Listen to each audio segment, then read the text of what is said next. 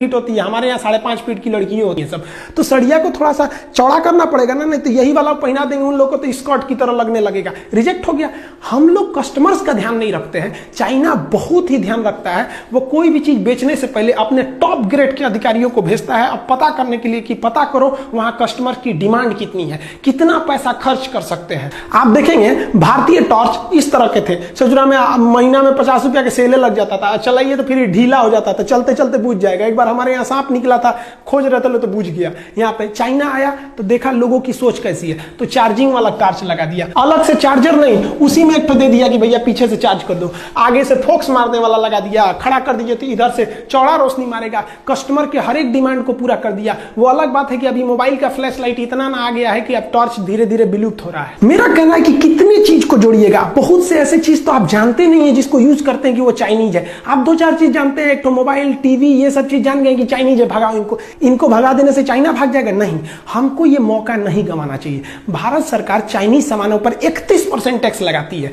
अब WTO थोड़ा दबाव बनाता है सरकार के ऊपर कि आप दूसरे के सामानों को आयात करने से नहीं रोक सकते हैं, आपकी पब्लिक रोक दे तो अलग बात है। तो इसमें हमारा काम है कि हम उसे रोके, लेकिन हमारी मजबूरी भी तो है, हमको उतना सस्ता सामान चाहिए। बहुत से लोग हैं जो नहीं अफोर्ड कर सकते हैं, जो गरीब लोग हैं वो मजबूरी में चाइना का इस्तेमाल करेंगे। उनको तो इतना नहीं पता है कि made in China, made in India कहां लिखा है, पढ़ने भी नहीं आता है। तो भारत सरकार को क्या करना चाहिए कि चाइनीज सामानों का जितना सब्स्टिट्यूट वियतनाम के पास है, ताइवान के पास है, उससे आयात करना चाहिए और उन पर टैक्स को महज 5% कर देना चाहिए, जिससे कि उनके सामान सस्ते लगने लगेंगे, चाइनीज सामान महंगा लगने लगेगा। इसके टैक्स को 31 से बढ़ा के 41 कर देना चाहिए ताकि इसके सामान और महंगे हो जाए। जो बंदरगाह है जहां से विदेशी सामान आते हैं, वहां अपने अधिकारियों को गुप्त रूप से ट्रेनिंग दे देना चाहिए कि चाइनीज सामानों को ना इतना ना टॉर्चर कर देना, उसको जो उड़ीसा का सामान रहेगा तो जम्मू कश्मीर भेज देना, आसाम का रहेगा ससुरा को लुधियाना भेज देना, इतना टॉर्चर कर देना। इंडिया को कह देगा भाई हमारे यहाँ यही सिस्टम है, ताकि उसको लेट किया जा सके। चाइना यही करता है अपने देश में, दूसरे देश की कंपनियों को घुसने नहीं देता है। और वियतनाम जो ताइवान से कंपनियां हैं उनको सहूलियत दीजिए, धीरे धीरे इंडिया के जो डिस्ट्रीब्यूटर हैं, होलसेलर, वो कहेंगे यार चाइनीज सामान छोड़ो यार, उन सबको ले आने में बड़ी माथापच्ची हो जाता है, उससे अच्छा ताइवान से लो, जब सेम रेट में मिल रहा है, वियतनाम से लो सेम रेट में मिल रहा है। चाइना तंग आ जाएगा, फिर चाइना आप पे दबाव बनाएगा। तो चाइना से कहना पड़ेगा भैया साफ देखिए कि भाई आप हमारे देश में बेचिए, नो डाउट बेचिए, हम आपको 31% की जगह 25% टैक्स लेंगे, 20% टैक्स लेंगे, लेकिन आप भारत में कारखाना खोलिए। भारत में कारखाना खोलेगा तो भारत को बहुत फायदा, जमीन भारत से खरीदेगा, यहीं से ईटा उटा खरीद के बिल्डिंग बनाएगा, यहां जब उत्पादन करेगा तो भारत की GDP बढ़ेगी, यहाँ के लोगों को रोजगार मिलेगा। क्या अपने यहाँ से मजदूर को थोड़ी लाएगा, ले आ दिया तो और फायदा। क्यों? क्योंकि जब आप देखिए पटना में लड़के पढ़ने जाते हैं, दिल्ली में पढ़ने जाते हैं, तो बाहर से जैसे लड़के आते हैं ना, तो वहां का मकान मालिक राजा हो जाता है कमा के, वहां दुकानदार, सबको फायदा हो जाता है। तो और अच्छा है ससुरा, चाइना से लोग आओ यहाँ पर, यहीं के सामान खरीदोगे, यहीं पे घूमो फिरोगे, और फायदा हो जाएगा।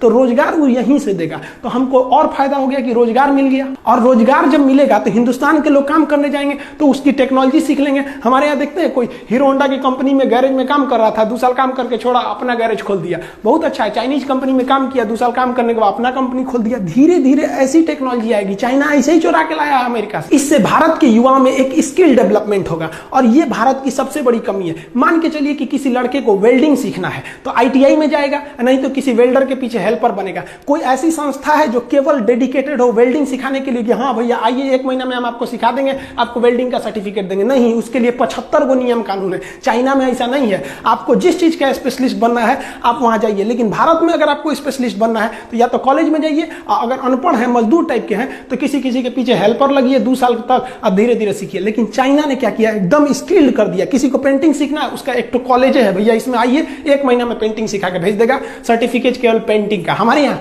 ITI, IIT, BE, BTech, MTech, lab मार डालेगा उसको पढ़ा के। जो चाइनीज ऐप है जैसे टिकटॉक है, VMAT है, VChat है, बहुत ज्यादा 52 से ज्यादा ऐसे ऐप है जिसको सरकार ने बैन किया है, उस पर निगरानी रखने के लिए कहा है, अभी बैन नहीं किया है। ये अपना डाटा जो है ना उसको स्टोर करते थे चाइना में। जैसे मान लीजिए आप शादी में गए, कोई रिकॉर्डिंग किए, तो वो रिकॉर्डिंग कहां आता है? आपके मेमोरी में। हम ये यूट्यूब पे वीडियो बना रहे हैं, ये ना आपके मेमोरी में ना मेरे मेमोरी में, ये कहां गया? तो ये यूट्यूब के सर्वर में गया। तो भारत सरकार को भी चाइना के जितने भी ऐप हैं कहना चाहिए कि भैया तुम ऐप आओ, क्योंकि तुम तो है प्ले स्टोर पे, हमारे पे तो हो नहीं, आओ, लेकिन तुम जितना डाटा यूज करोगे ना उसको भारत में रखना पड़ेगा।